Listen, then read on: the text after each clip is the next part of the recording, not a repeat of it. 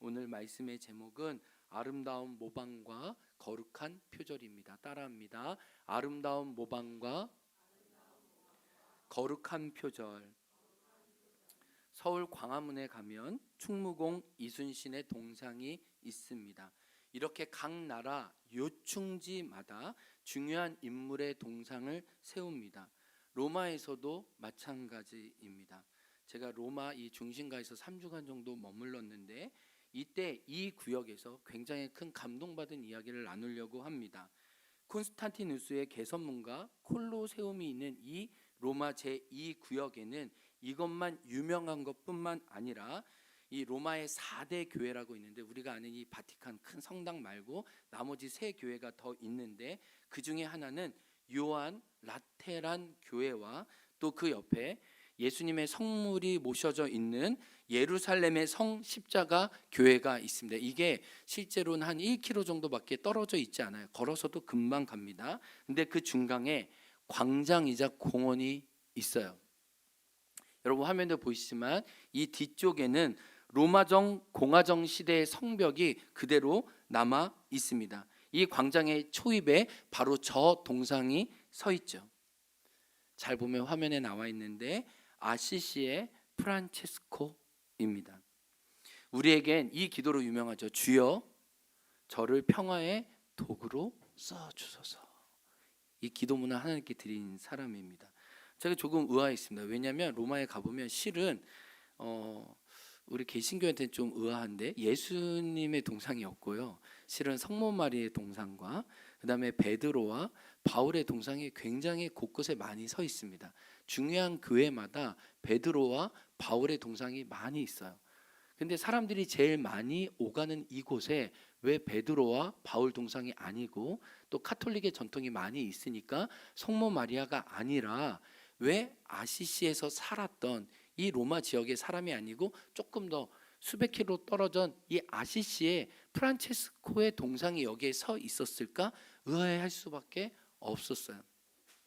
목회자로서 이곳저곳을 다니다가 이 프란체스코를 공부하게 됐고 그러면서 왜 개신교인들이나 카톨릭인들이나 모두가 다 프란체스코를 사모하고 닮아가기 원하는지 알게 되었습니다. 그는 정말 예수님을 사랑하고 예수님을 깊이 닮아간 사람이었어요. 그 삶이 너무 진실했기에 그를 기리고 또 그의 영성을 닮아가고자 하는 거죠. 그런데 가만히 보면 실은 프란체스코는 야곱을 닮았습니다. 프란체스코는 실은 망난이었어요. 부잣집 아들로 호의호식하면서 자기 원대로 뜻대로 마음껏 행했습니다.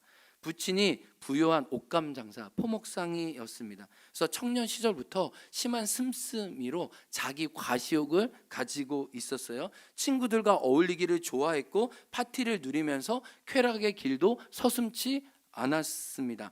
그러던 중 위기가 찾아옵니다. 인생이 자기 마음대로 될 줄 알았어요. 떵떵거렸어요.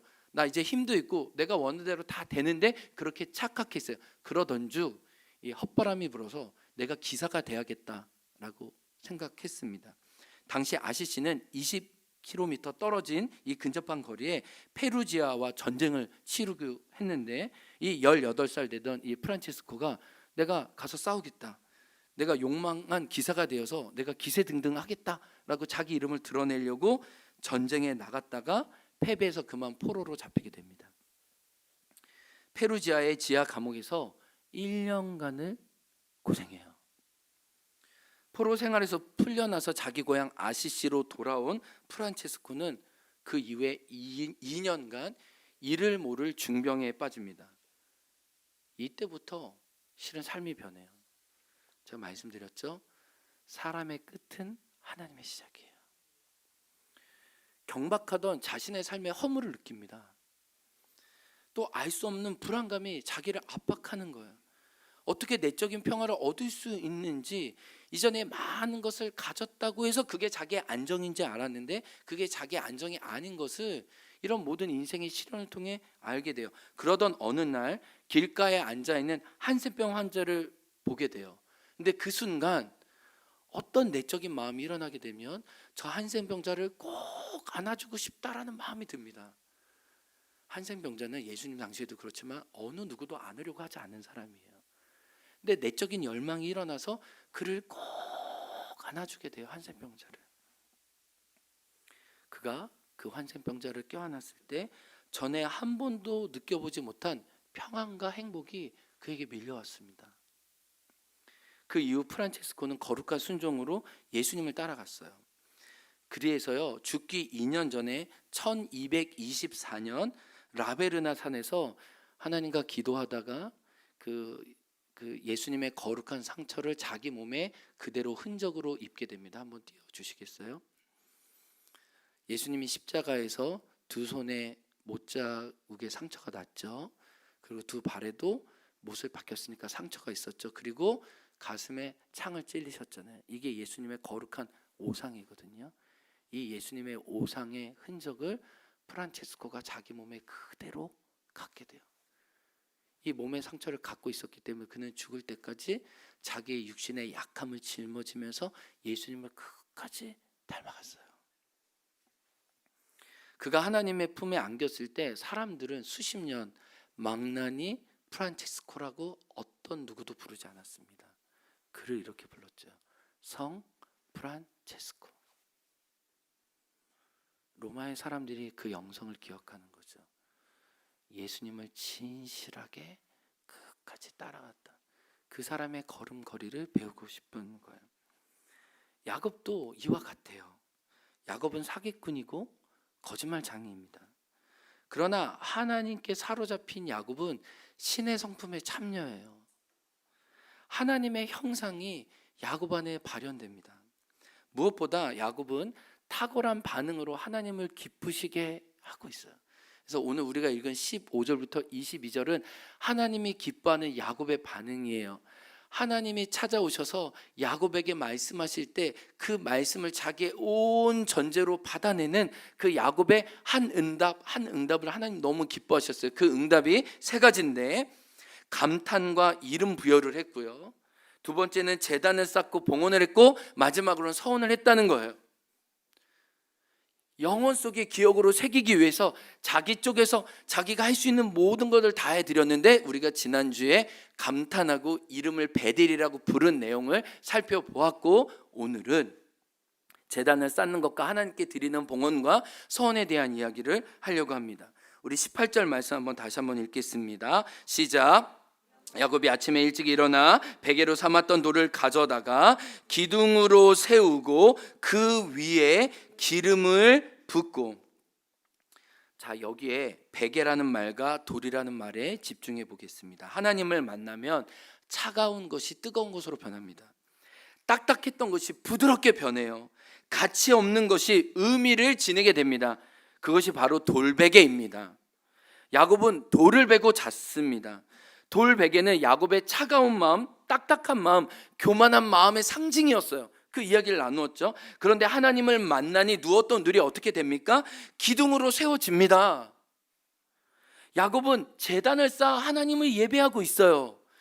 여기 기둥으로 세웠다는 것은 그냥 돌베개 하나만 기둥으로 세웠다는 말이 아니라 여러 돌들을 모으고 쌓아서 하나님을 기억하는 제단을 만들고 그 위에 마지막 자기가 잤던 돌베개를 올렸다는 말이에요. 야곱은 제단을 쌓는 형식에 영혼을 담아 하나님께 나아가고 있는 거예요. 나의 영혼의 사랑을 표현하려면, 하나님을 향한 경외감을 표현하려면 반드시 형식이 필요한데 그 형식으로 돌을 모아 제단을 쌓아 하나님을 기억하는 겁니다.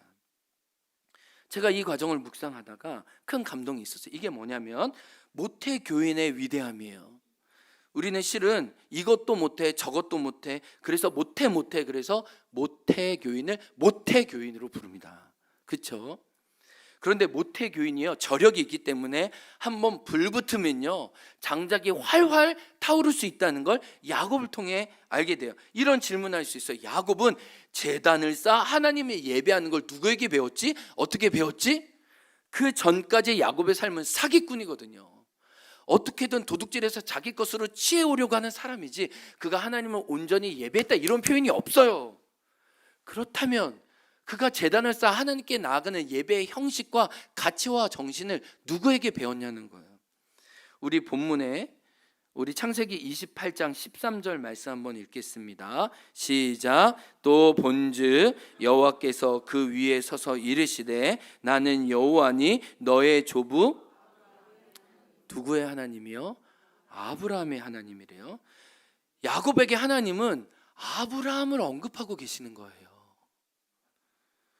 근데 아브라함을 가만히 보면 하나님은 어떻게 예배했는지 성경은 아브라함의 예배를 주목하고 있어요. 아브라함의 예배의 상징은 제단을 쌓아 하나님의 이름을 부르는 거였습니다.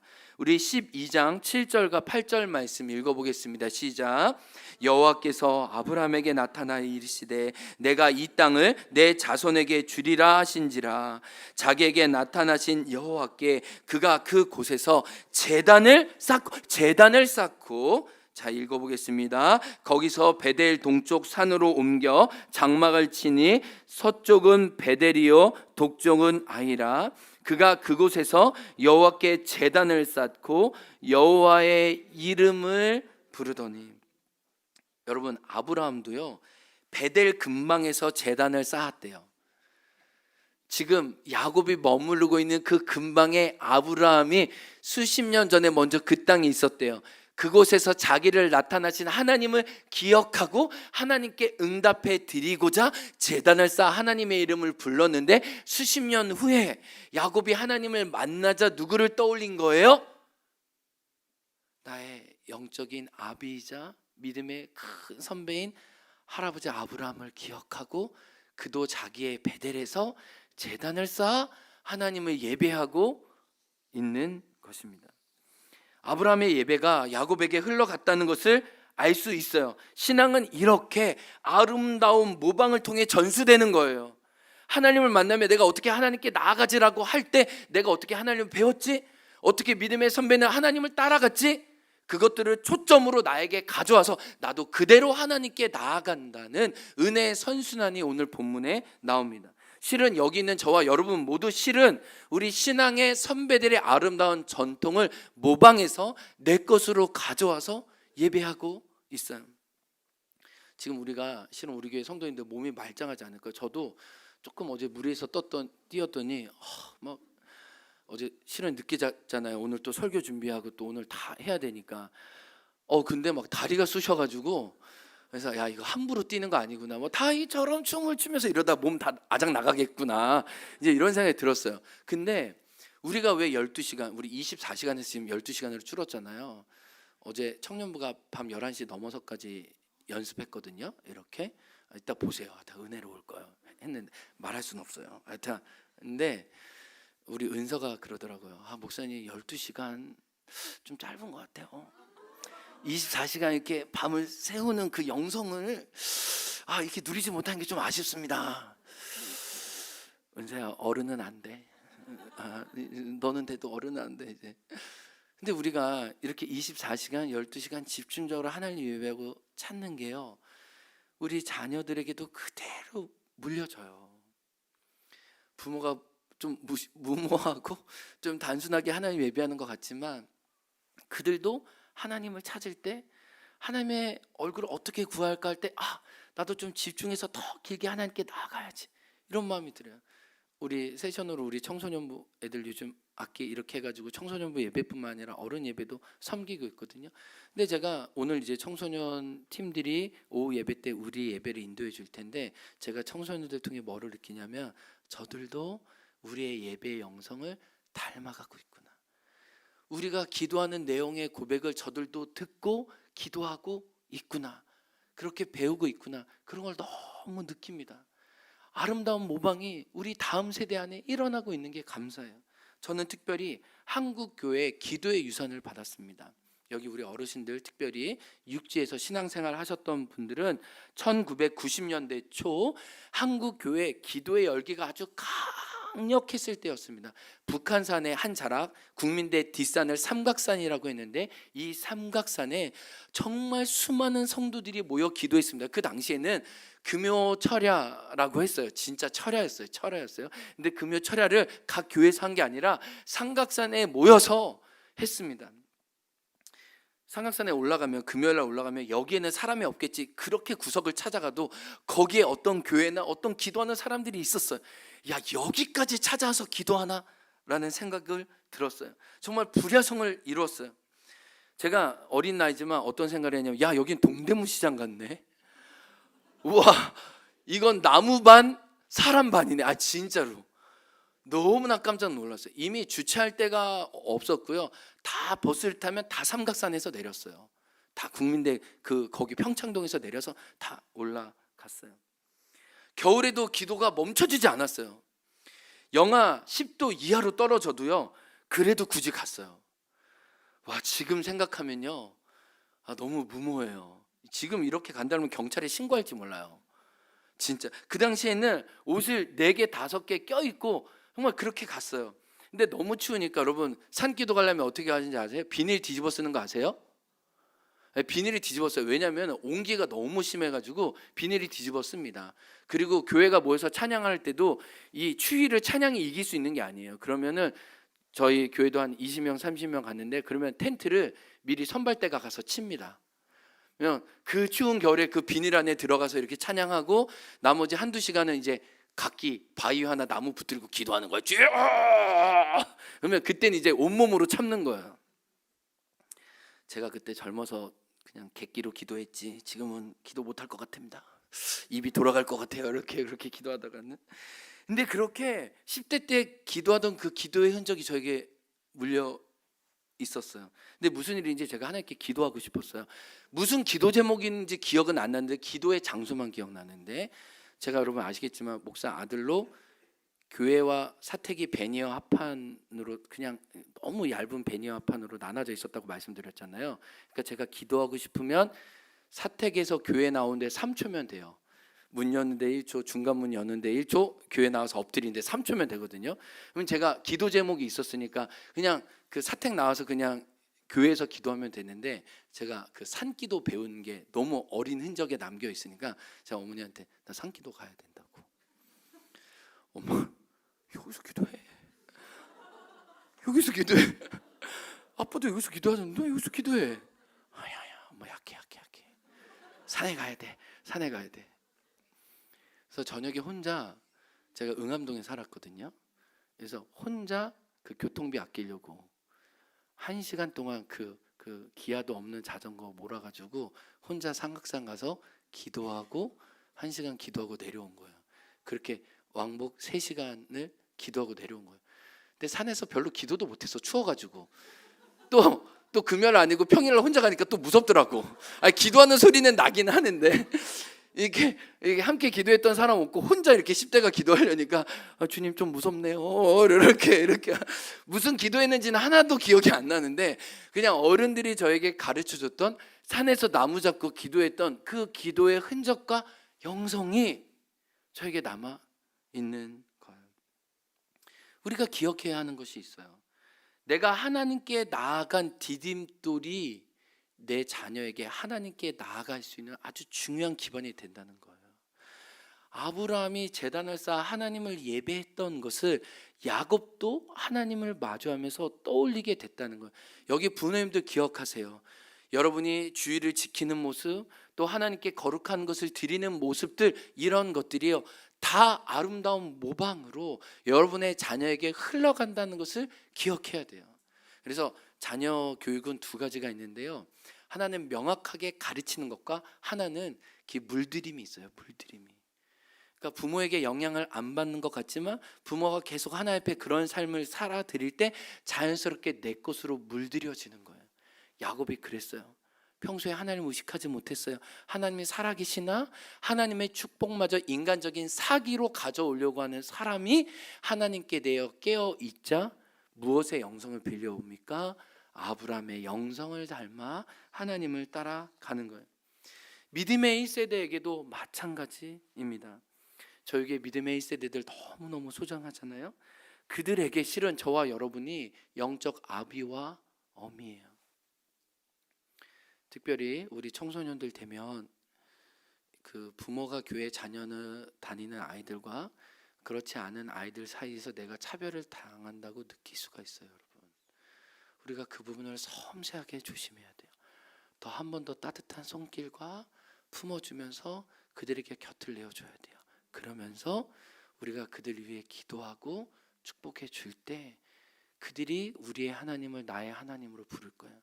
우리 이따가 이 오후에 내 영혼의 찬양할 때 우리 양초아가 자기 믿음의 고백을 할 텐데, 그때 자기가 이제 믿음의 1세대잖아요. 근데 내가 하나님께 정말 사랑받는 존재인가 그런 확신이 없을 때 믿음의 선배가 나에게 와서 나의 사랑, 너는 어여쁘고 참 귀하다, 너는 보석보다 귀하다, 그 말을 자기에게 넣어줬을 때 그 말을 통해 하나님께 나아갈 수 있었다는 거예요. 그러니까 실은 저와 여러분이 영적 어미와 아비인 거죠. 우리가 그 찬양을 불러서 그 영혼을 회복시켰기 때문에 지금 그가 여기서 하나님을 노래하고 예배하는 거죠. 또 이런 아름다운 모방이 초아를 통해 또 누군가에게 흘러갈 거예요. 그렇게 믿음의 유산을, 아름다운 모방을 우리 자녀에게 흘려줄 수 있는 저와 여러분 되게 주의 이름으로 축복합니다. 오늘 본문에 보면 아름다운 모방이 일어나고 있다는 것과 또 거룩한 영적인 표절도 일어나고 있다는 것을 알게 돼요. 야곱은 제단을 쌓고 끝! 이러지 않아요. 오늘 본문에 보면 자신의 것을 드립니다. 하나님께 드리는 봉헌을 해요. 18절 읽겠습니다. 시작. 돌을 가져다가 기둥을 세우고, 이건 제단을 쌓았다는 말이에요. 기둥을 세우고 그 다음에 어떻게 읽습니다. 그 뒷절 시작. 그 위에 무엇을 부었대요?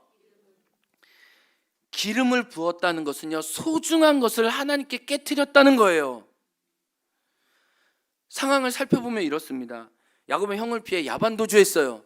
아주 급한 시간이었습니다. 뭔가를 챙길 수가 없었어요. 그러나 교활한 야곱은 선택과 집중을 해야 됐어요.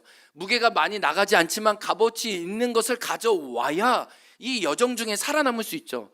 그 당시에는 화폐가 있는 게 아니잖아요. 물물 교환한 거잖아요. 먹을 게 있어야 되죠. 그럼 뭔가를 팔고 뭔가를 얻어오기 위해서는 집에서 가장 값진 것을 가져와야 했어요. 그게 뭐예요? 기름이었다는 거예요. 우리가 집에서 생각하는 식용유 이런 게 아니라는 거예요. 여러분, 여기서 말하는 기름은 가장 고귀하고 값비싼, 누구도 소중히 여기는 그 기름을 가지고 오면서도 이게 탈취해서 온 거예요. 참 야곱스럽죠, 그렇죠?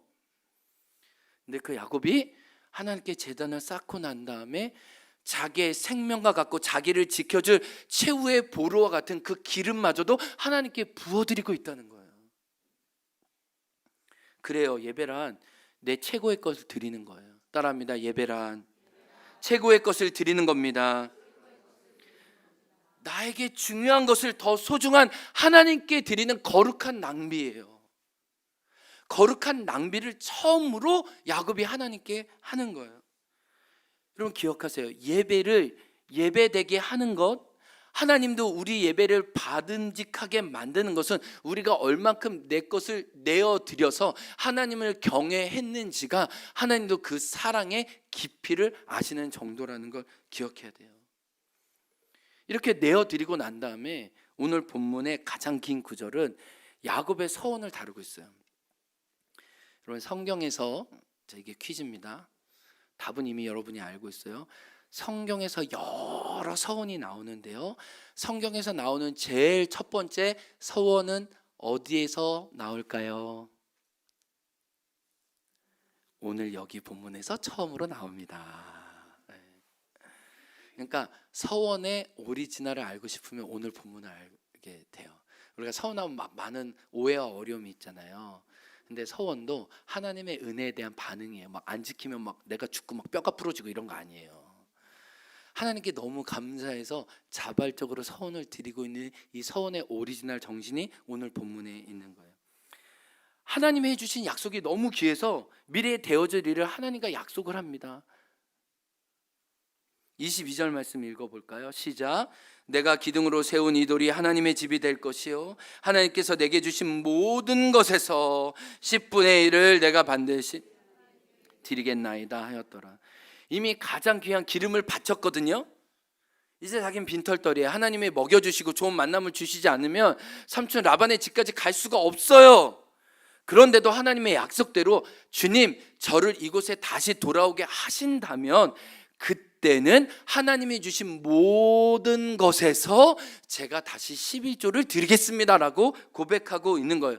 야곱은 지금까지 움켜졌죠, 빼앗았죠, 자기 것으로만 취해왔어요. 그런데 하나님을 대면하니 드리겠다는 거예요. 다 드렸고 앞으로도 드리겠다는 거예요. 22절을 보세요. 중요한 표현이 있습니다. 야곱은 재물에 대해서 회심했어요. 언어가 바뀌었어요. 내가 가진 것 중에서 드리겠다고 하지 않아요.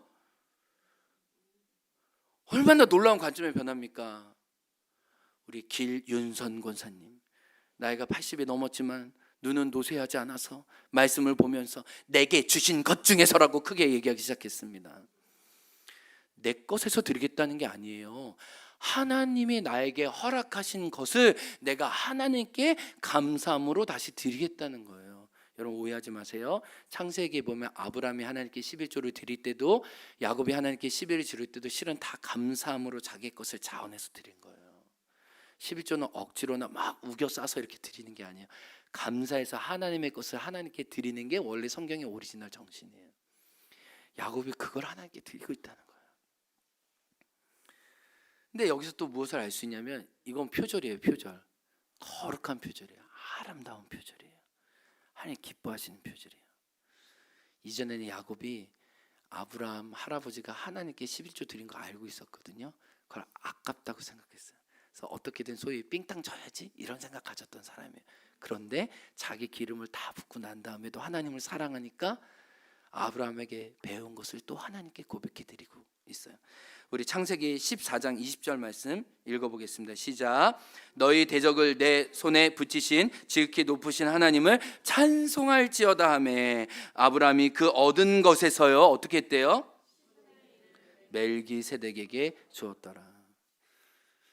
하나님이 주시고 누리게 하신 것에서 다시 한번 하나님께 드린 것을 거룩하게 표절해서 하나님께 드리고 있어요. 아브라함의 11조 봉헌의 영성이 야곱에게 흘러오는 거예요. 야곱은 하나님께 드리는 기쁨을 알게 돼요. 드리는 기쁨을 하나님 만나면 알게 돼요. 그러니까 실은 우리가 하나님을 안 만나면 인색해지고요, 하나님을 만나면 너그러워져요. 내 손에 자유롭게 나갑니다. 앞에서 우리 성 프란체스코의 삶을 이야기했죠. 좀 그의 이야기를 해드릴게요. 허물을 극복하는 평화를 프란체스코가 누렸을 때 호화롭고 세속적인 생활을 청산해요. 그리고 가난을 선택합니다. 친구들이, 같이 놀던 친구들이 너무 답답해서 프란체스코한테 이렇게 물어요. 야, 너 누가 사랑에 빠졌길래 이렇게 미친 짓 하냐? 라고 노골적으로 물어봤어요. 프란체스코가 이렇게 대답했습니다. 나는 매우 아름다운 여인에게 내 인생을 바칠 생각이야. 그 여인의 이름은 바로 가난이지. 그는 짐에서 값 나가는 물건들을 팔아서 가난한 자리에 나눴어요. 나중에 집에 쌓아놓은 그 아버지의 옷감까지도 나가서 사람들에게 나누어 주었어요. 옷을 만들라고. 아버지는 아들이 정신 이상자가 되었다고 생각했어요. 그리고 이 감옥과 같은 방에 감금해 둡니다. 지금도 아시시에 가면 그 방이 흔적으로 남아 있어요. 그래도 아들이 멈추지 않는 거예요.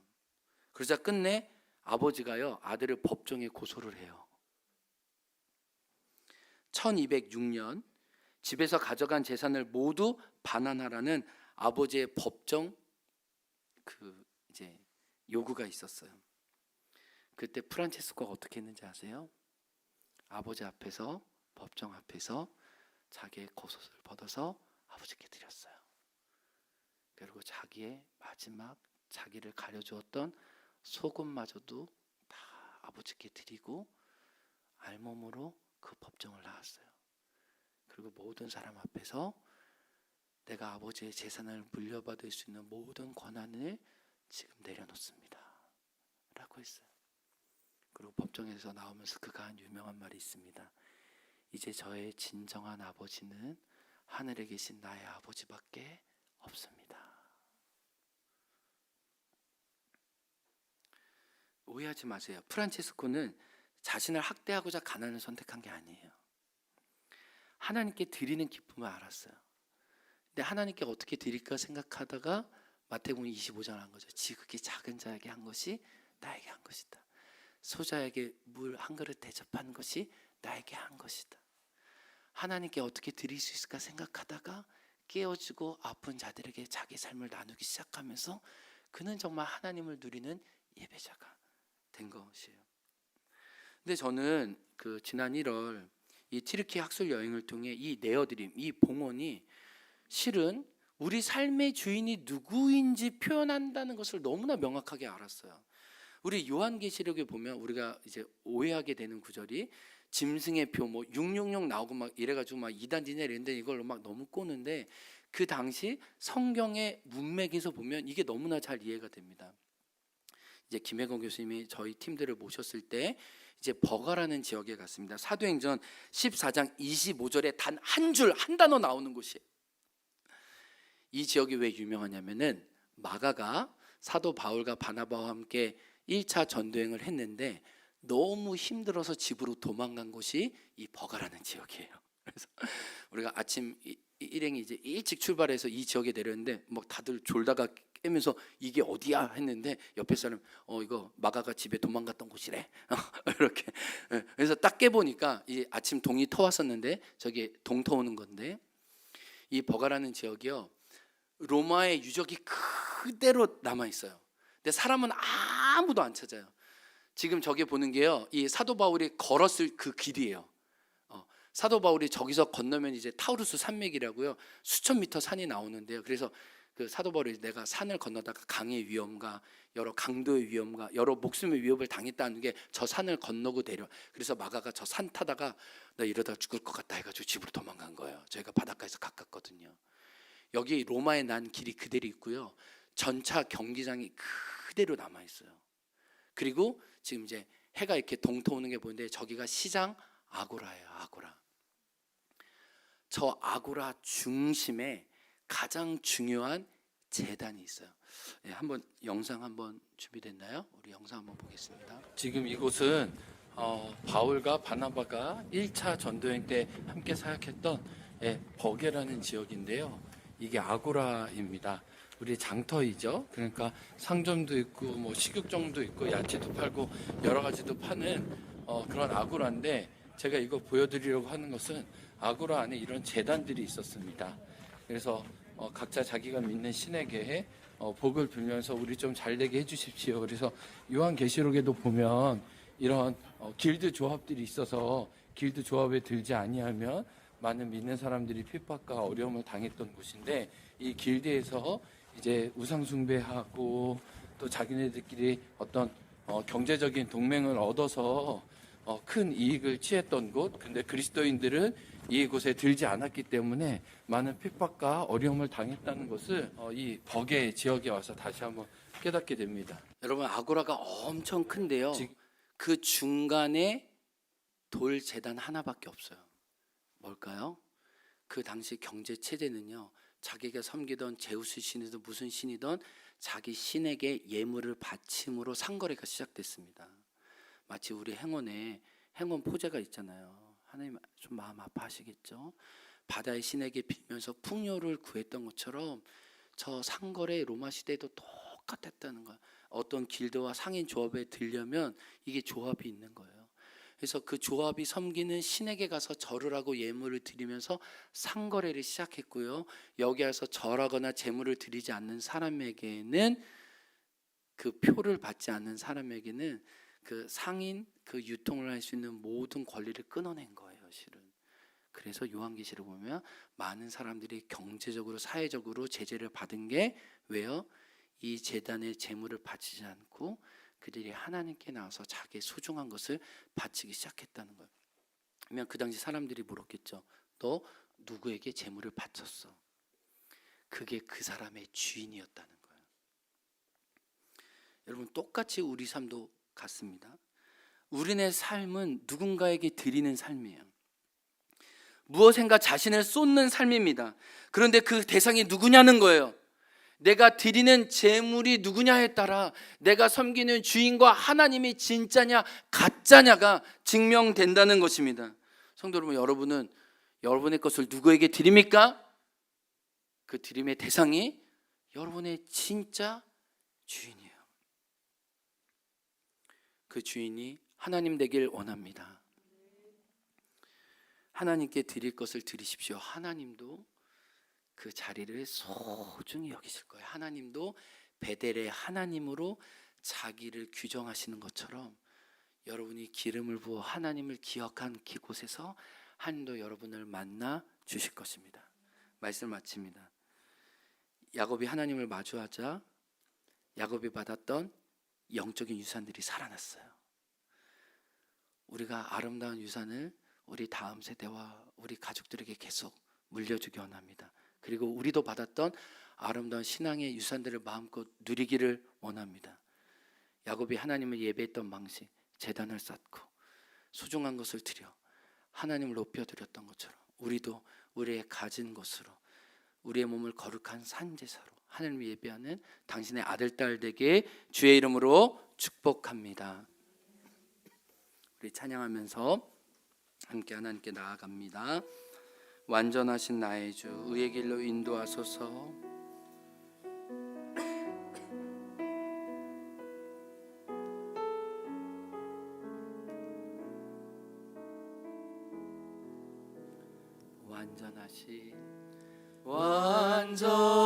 완전하신 나의 주, 의의 길로 날 인도하소서. 행하신 모든 이 주님의 영광 다 경배합니다.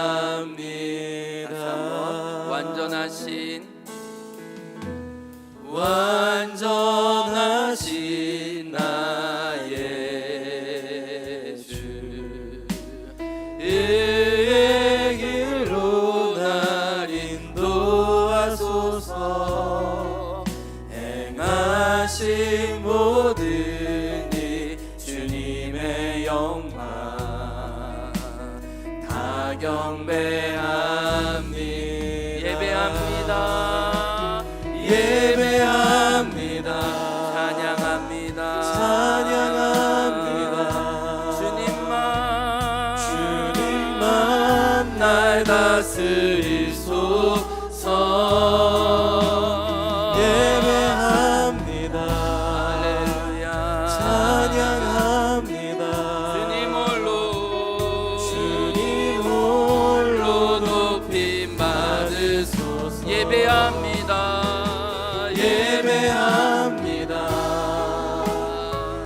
찬양합니다. 주님만 날 다스리소서. 예배합니다. 찬양합니다. 주님 홀로 높임 받으소서. 주님 홀로 다시 한번 예배합니다. 하나님 주님의 이름을 찬양합니다. 찬양합니다. 주님만 날 다스리소서. 예배요 주님. 예배합니다. 할렐루야. 찬양합니다. 주님 홀로 높임 받으소서. 우리 함께 기도하겠습니다. 지금 여러분 손에 들고 있는 기름은 무엇입니까? 가장 값지고 여러분을 지켜줄 만한 것은 무엇입니까? 근데 야곱이 알았죠. 이 기름이 나를 지켜주는 게 아니구나. 내 소유가 나를 붙들어주는 게 아니구나. 임마누엘 하나님이 나와 함께 하셔서 나를 다시 이곳에 돌아오게 하신다니, 그렇다면 이 기름마저 하나님께 드리겠다. 여러분, 근데요, 기름을 드린 사람은요, 자기도 알고 하나님도 알아요. 여러분, 여러분이 하나님께 드린 그 봉헌을 하나님 모르신 것 같으세요? 여러분이 소중한 것을 드린 만큼 하나님도 엄청 부담 갖고 계신다는 거 알고 계세요? 사랑하는 아들아, 딸아, 내가 너와 약속한 것 지켜줄게. 너에게 중요한 걸 나에게 드렸구나. 나도 너의 인생의 목자와 너의 공급자로 너와 함께 해줄게. 우리의 예배를 받으시고 우리의 드림을 기뻐 흠양하시는 줄 믿습니다. 우리 오늘 말씀 가지고 기도합시다. 하나님, 참된 예배자 되기 원합니다. 아름다운 유산을 하나님 물려받고 물려줄 수 있는 하나님의 사람이 되기 원합니다. 하나님 오늘도 나의 예배가 깊어지고 높아지게 도와주옵소서. 하나님께 지시대 봉헌과 하나님과 약속을 지키는 그 아름다운 하나님 나의 헌신들이 하나님께 드려지게 하여 주옵소서. 우리 주여 한창하고 기도하며 나아갑니다. 주여 하나님 감사합니다. 하나님 야곱의 말씀을 통해 하나님 우리 각자에게 말씀해 주시고 하나님 은혜 내려주시니 주님 감사합니다. 하나님은 살아계시고 하나님의 역사하시는 분이십니다. 하나님 우리를 지키시고 붙드시는 분입니다. 하나님 우리를 하시고 우리와 함께 하시는 분이십니다. 그 하나님을 찬양합니다. 하나님 기뻐합니다. 주님 우리 가운데 임하여 주시고 와주시니 하나님 감사합니다. 하나님 오늘 야곱이 드렸던 이 아름다운 예물 하나님 내어드리며 주님께 도와주시고 아름다운 주님께 도와주시기를 기도하고 합니다. 하나님 얼굴을 구하고 하나님께 나아갑니다. 오 주님, 오 주님 우리를 다스리시고 우리를 감동감하시 하나님을 사랑하고 하나님 얼굴을 구하고 하나님께 나아가는 은혜가 있게 하옵소서. 하나님 사랑하는 하나님의 사랑을 은혜가 있게 도와주옵소서. 오 주님 구합니다. 예 주의 얼굴 구합니다. 주님 우리에게 찾아와 주시고 하나님 우리가 하나님께 마땅합니다. 나아가게 도와주옵소서. 예 주님의 주님 예 주님 주님만 날 다스리소서. 예 주님 예배합니다. 할렐루야 찬양합니다. 오 주님 우리 다 같이 일어나서 하나님께 찬양하겠습니다.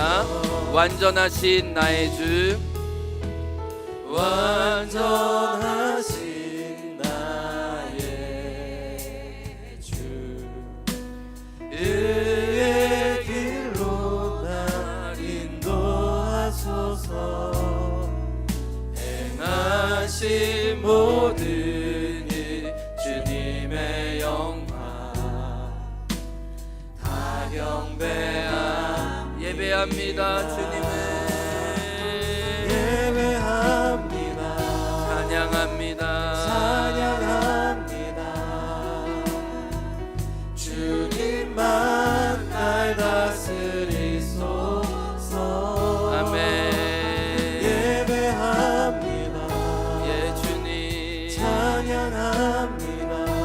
주님 홀로 높임 받으소서. 주님 홀로 높임 받으소서. 주님 홀로 높임 주님 홀로 높임 받으소서. 주님 홀로 주님 홀로 높임 받으소서. 하나님 야곱이 제단을 쌓아 자기의 소중한 기름을 붓고 하나님이 주신 것 중에 내가 다시 11조로 하나님께 감사드리겠습니다. 그의 예배를 기억하시고 성경에 적으신 것처럼 하나님 우리의 예배를 받으시고 영혼 속에 간직하시고 내가 너의 예배를 받았다 말씀해 주시니 감사합니다. 하나님 혹시 우리가 하나님을 소홀히 대접하고 하나님 무시했던 것이 있다면 주님 잘못했습니다. 회개합니다. 내 기름을 하나님께 한 번도 드리지 못했다면 주님 이 시간 우리 마음을 부드럽게 하여 주시고 하나님의 선하심과 크심을 바라볼 수 있는 믿음을 허락하여 주옵소서. 하나님이 주신 것을 하나님께 드리는 아름다운 예배자로 우리 모두를 이끌어 주옵소서. 하나님 오늘도 자기의 소중한 것을 하나님께 예물로 드리오니 이 예물을 받아주시고 우리의 몸과 마음도 거룩한 산 제물로 연락하여 주옵소서. 감사하며 예수 그리스도의 이름으로 기도합니다. 아멘. 지금은 우리 구주 예수 그리스도의 은혜와 하나님 아버지의 사랑과 성령의 교통하심이 참된 예배자 되기 원하는 당신의 아들 딸들 위해 지금부터 영원토록 함께하길 간절히 축원하옵나이다. 아멘.